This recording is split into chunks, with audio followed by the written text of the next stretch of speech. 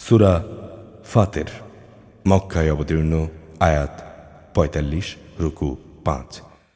বিসমিল্লাহির রহমানির রহিম। সব তারিফ আল্লাহ তাআলার জন্যে, যিনি আসমান সমূহ ও জমিনের সৃষ্টিকর্তা, যিনি স্বীয় বাণীবাহক ফেরেশতাদের সৃষ্টিকর্তা, যারা ২, ২, ৩, ৩ ও ৪, ৪ পাখা বিশিষ্ট শক্তির প্রতীক।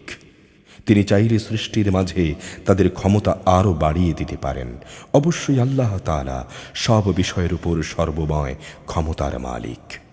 আল্লাহ তাআলা মানুষের জন্য কোনো অনুগ্রহের পথ খুলতে চাইলে কেউই তার পথ রোধকারী নেই।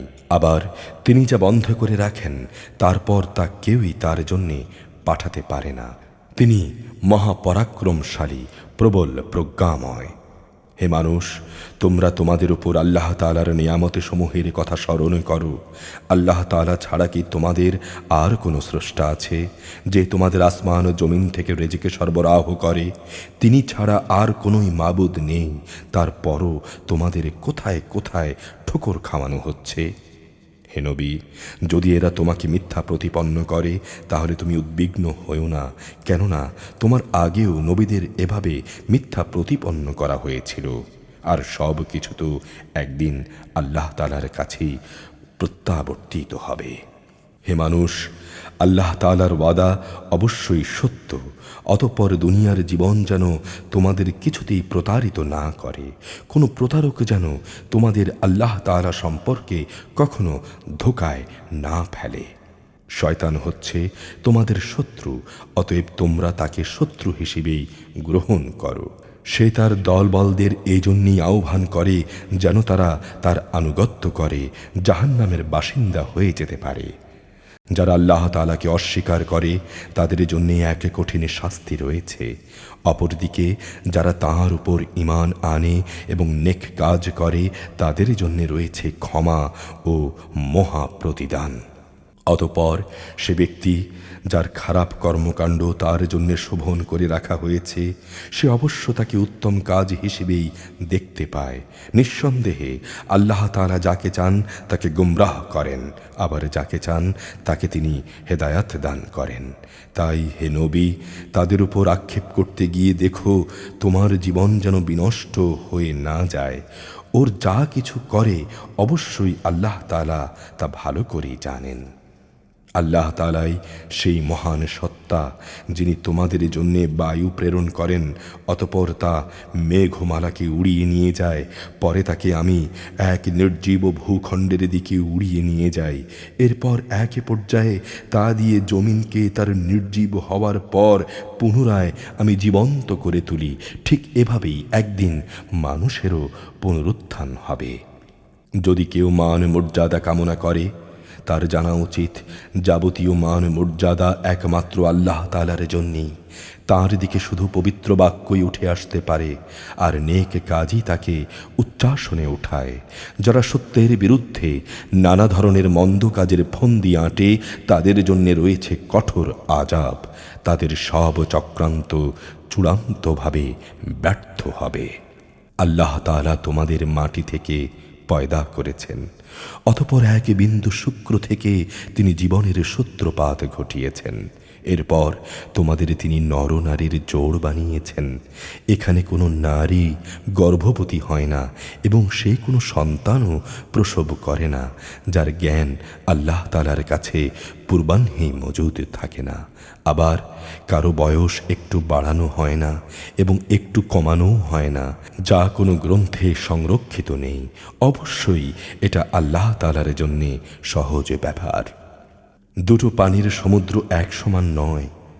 একটির পানি সুমিষ্ট ও সুপেয়, অন্যটি হচ্ছে লোনা ও বিষাদ। তোমরা এর প্রত্যেকটি থেকেই মাছ শিকার করে তার তাজা গোশত আহার করো এবং মাঝে মাঝে মুক্তার অলংকার বের করে আনো, অতঃপর তোমরা তা পরিধান করো।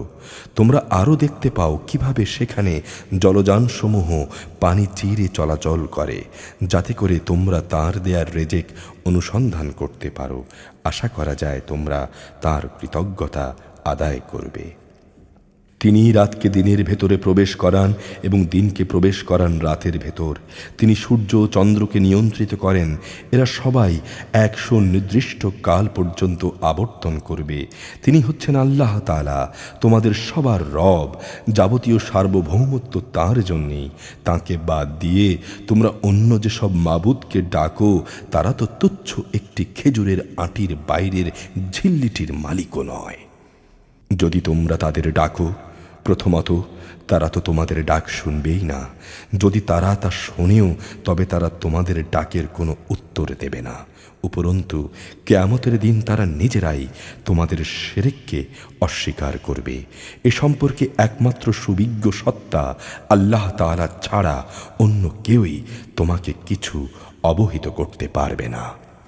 হে মানুষ, তোমরা সবাই আল্লাহ তাআলার সামনে অভাবগ্রস্ত, আর আল্লাহ তাআলা সম্পূর্ণ অভাবমুক্ত, যাবতীয় প্রশংসার মালিক। তিনি যদি চান তাহলে দুনিয়ার বুক থেকে তোমাদের উঠিয়ে নিয়ে যেতে পারেন এবং তোমাদের জায়গায় নতুন এক সৃষ্টিকে তিনি এখানে নিয়ে আসতে পারেন। আর এই কাজটি আল্লাহ তাআলার জন্যে মোটেই কঠিন নয়।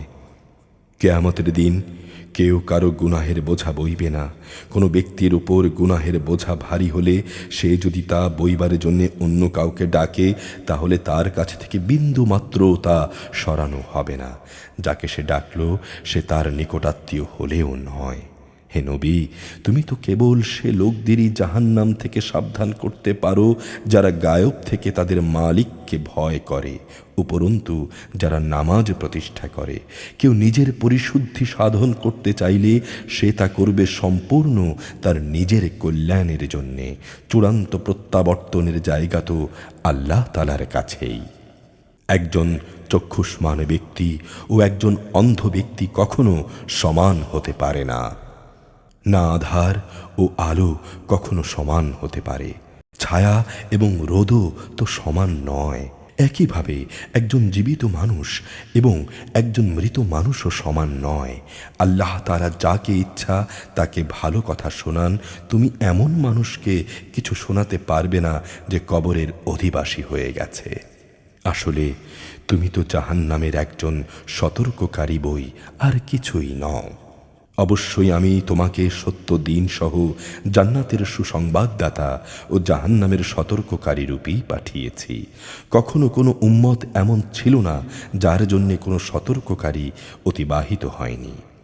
এরা যদি তোমাকে মিথ্যা সাব্যস্ত করে তবে এর জন্যে তুমি উৎকণ্ঠিত হয়েও না। এদের আগের লোকেরাও নবীদের মিথ্যা প্রতিপন্ন করেছিল, যদিও তাদের নবীরা তাদের কাছে নবুয়াতের দীপ্তিমান গ্রন্থ নিয়ে এসেছিল। অতঃপর যারা নবীদের অস্বীকার করেছে আমি তাদের কঠোরভাবে পাকড়াও করেছি। কত ভয়ঙ্কর ছিল আমার আযাব। হে মানুষ, তুমি কি এই বিষয়টি নিয়ে চিন্তা করো না? আল্লাহ তাআলা কিভাবে আসমান থেকে পানি বর্ষণ করেন, অতঃপর এ পানি দ্বারা আমি জমিনের বুকে রং বেরঙের ফলমূল উদ্গত করি। পাহাড় সমূহ রয়েছে নানা রঙের, কোনোটা সাদা, কোনোটা লাল, এর রঙও বিচিত্র রকমের, কোনোটা আবার নিকষ কালো। একইভাবে মানুষ, জমিনের উপর বিচরণশীল জীবজন্তু এবং পশুসমূহ রয়েছে নানা রঙের। আল্লাহ তাআলাকে তাঁর বান্দাদের মাঝে সেসব লোকেরাই বেশি ভয় করে যারা এ সৃষ্টি নৈপুণ্য সম্পর্কে জানে। আল্লাহ তাআলা মহাপরাক্রমশালী, ক্ষমাশীল। যারা আল্লাহ তাআলার কিতাব পাঠ করে, নামাজ প্রতিষ্ঠা করে, আমি তাদের যে রেজেক দিয়েছি তা থেকে যারা আমারই উদ্দেশ্যে গোপনে কিংবা প্রকাশ্যে দান করে, মূলত তারা এমন এক ব্যবসার আশায় আছে যা কখনো ধ্বংস হবে না। এর উদ্দেশ্য হচ্ছে তিনি যেন তাদের কাজের পুরোপুরি বিনিময় দিতে পারেন। নিজ অনুগ্রহে তিনি তাদের পাওনা আরও বাড়িয়ে দিতে পারেন। অবশ্যই তিনি ক্ষমাশীল, গুণগ্রাহী। হে নবী, যে কিতাব আমি তোমার উপর ওহী করে পাঠিয়েছি তাই একমাত্র সত্য। এর আগের যেসব কিতাব রয়েছে এ কিতাব তার সমর্থনকারী। অবশ্যই আল্লাহ তাআলা তাঁর বান্দাদের ভালো করে জানেন ও দেখেন। অতঃপর আমি আমার বান্দাদের মাঝে তাদের সে কিতাবের উত্তরাধিকারী বানিয়েছি যাদের আমি এ কাজের জন্যে বাছাই করেছি। তারপর তাদের কিছু লোক নিজেই নিজের উপর জালেম হয়ে বসল। তাদের মধ্যে কিছু মধ্যমপন্থীও ছিল। তাদের মাঝে আবার এমন কিছু লোক ছিল যারা আল্লাহর মেহেরবানিতে নেক কাজে ছিল অগ্রগামী। এটাই হচ্ছে আল্লাহ তাআলার বড় অনুগ্রহ। সেদিন তারা এক চিরস্থায়ী জান্নাতে প্রবেশ করবে, যেখানে তাদের সোনায় বাঁধানো ও মুক্তা খচিত কাকন পরানো হবে। সেখানে তাদের পোশাক হবে রেশমের। তারা বলবে, সমস্ত তারিফ আল্লাহর, যিনি আজ আমাদের কাছ থেকে যাবতীয় দুঃখ কষ্ট দূরীভূত করে দিয়েছেন। অবশ্যই আমাদের রব ক্ষমাশীল গুণগ্রাহী, যিনি তাঁর একান্ত অনুগ্রহ দিয়ে আমাদের এত সুন্দর নিবাসের ব্যবস্থা করে দিয়েছেন, যেখানে আমাদের আর কোনো রকম কষ্ট স্পর্শ করবে না আমাদের কোনো রকম ক্লান্তি ও অবসাদ। অপরদিকে যারা আল্লাহ তাআলাকে অস্বীকার করেছে, তাদের জন্য রয়েছে জাহান্নামের আগুন। তাদের উপর এমন আদেশ হবে না যে তারা মরে যাবে, না তাদের থেকে জাহান্নামের আযাব লঘু করা হবে। আমি প্রতিটি অকৃতজ্ঞ ব্যক্তিকে এভাবেই শাস্তি দেই। আযাবের কষ্টে তারা সেখানে আর্তনাদ করবে আর বলবে, হে আমাদের রব, তুমি আমাদের এ আযাব থেকে বের করে দাও। আমরা ভালো কাজ করব, আগে যা কিছু করতাম এবার তার বদলে ভিন্ন কিছু করব। আল্লাহ তাআলা বলবেন, আমি কি তোমাদেরকে দুনিয়ায় এক দীর্ঘ জীবন দান করিনি? সাবধান হতে চাইলে কেউ কি সেখানে সাবধান হতে পারত না? তাছাড়া তোমাদের কাছে তো সতর্ককারী নবীও এসেছিল। সুতরাং এখন তোমরা আযাবের মজা উপভোগ করো। মূলত জালেমদের সেখানে কোনোই সাহায্যকারী নেই। নিঃসন্দেহে আল্লাহ তাআলা আসমান সমূহ ও জমিনের যাবতীয় গায়ব সম্পর্কে সম্যক অবগত রয়েছেন। মানুষের মনের ভেতরে যা কিছু লুকিয়ে আছে সে সম্পর্কেও তিনি ভালো করে জানেন। তিনি এই জমিনে তোমাদের তাঁর প্রতিনিধি বানিয়েছেন। অতঃপর যে কোনো ব্যক্তি এখানে কুফরি করবে, তার কুফরি ও কুফরির ফলাফল তার নিজের উপরই পড়বে। কাফেরদের জন্যে এ কুফরি কেবল তাদের প্রতি তাদের মালিকের ক্রোধই বৃদ্ধি করে। কাফেরদের এ কুফরি তাদের নিজেদের বিনাশ ছাড়া আর কিছুই বৃদ্ধি করে না। হে নবী, তুমি বলো, তোমরা তোমাদের সেসব শরীকদের কথা ভেবে দেখেছ কি, যাদের তোমরা আল্লাহর বদলে ডাকো? তোমরা আমাকে দেখাও তো তারা এই জমিনের কিছু সৃষ্টি করেছে কিনা, কিংবা আকাশমণ্ডল সৃষ্টির পরিকল্পনার মাঝে তাদের কোনো অংশ আছে কিনা। না আমি তাদের কোনো কিতাব দান করেছি যে তার কোনো দলিল প্রমাণের উপর তারা নির্ভর করতে পারে? বরং এরা হচ্ছে জালেম। এরা একে অপরকে শুধু প্রতারণামূলক প্রতিশ্রুতি দেয়। বস্তুত আল্লাহ তাআলাই আসমান সমূহ জমিনকে স্থির করে রেখেছেন, যাতে করে ওরা স্বীয় কক্ষপথ থেকে বিচ্যুত না হতে পারে। যদি কখনো ওরা কক্ষচ্যুত হয়েই পড়ে, তাহলে বলো, তিনি ছাড়া এমন কে আছে যে এদের উভয়কে পুনরায় স্থির করতে পারবে? অবশ্যই তিনি মহা সহনশীল, ক্ষমাপরায়ণ। এরাই এক সময় আল্লাহ তাআলার নামে সুদৃঢ় কসম করে বলতো, যদি তাদের কাছে আল্লাহ তাআলার কোনো সতর্ককারী নবী আসে, তাহলে তারা অন্য সকল জাতি অপেক্ষা তারা তার প্রতি অধিকতর আনুগত্যশীল হবে। অতঃপর সত্যি যখন তাদের কাছে সতর্ককারী নবী এলো, তখন তার আগমন এদের সত্য বিমুখতাকেই শুধু বাড়িয়ে দিল। আল্লাহর জমিনে এদের অহংকার প্রকাশ ও কুটিল ষড়যন্ত্র জাল অবশ্য ষড়যন্ত্রকারী ছাড়া অন্য কাউকে স্পর্শ করে না। তবে কি তারা অতীতে ষড়যন্ত্রকারীদের সাথে যা কিছু ঘটেছে তেমন কিছুর প্রতীক্ষা করছে? যদি তাই হয়, তবে শুনে রাখো, তুমি এদের বেলায়ও আল্লাহর বিধানের কোনো পরিবর্তন দেখবে না। না কখনো তুমি এ ব্যাপারে আল্লাহর বিধানকে নড়াচড়া অবস্থায় দেখতে পাবে। তারা কি জমিনে পরিভ্রমণ করেনি? তারা কি তাদের আগের বিদ্রোহী লোকদের পরিণাম দেখেনি? তা কেমন ভয়াবহ ছিল, অথচ তারা এদের তুলনায় ছিল অনেক শক্তিশালী। কিন্তু আল্লাহর সিদ্ধান্ত যখন এলো, তখন আসমান সমূহ ও জমিনের কোনো কিছুই আল্লাহ তাআলাকে ব্যর্থ করে দিতে পারল না। অবশ্যই তিনি সর্বজ্ঞ, সর্বশক্তিমান।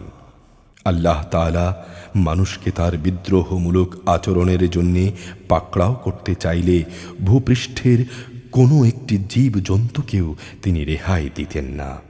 কিন্তু তিনি তাদের একটি সুনির্দিষ্ট সময় পর্যন্ত অবকাশ দেন।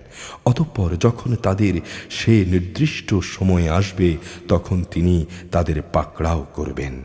আল্লাহ তাআলা অবশ্যই তাঁর বান্দাদের যাবতীয় কার্যকলাপ পর্যবেক্ষণ করেন।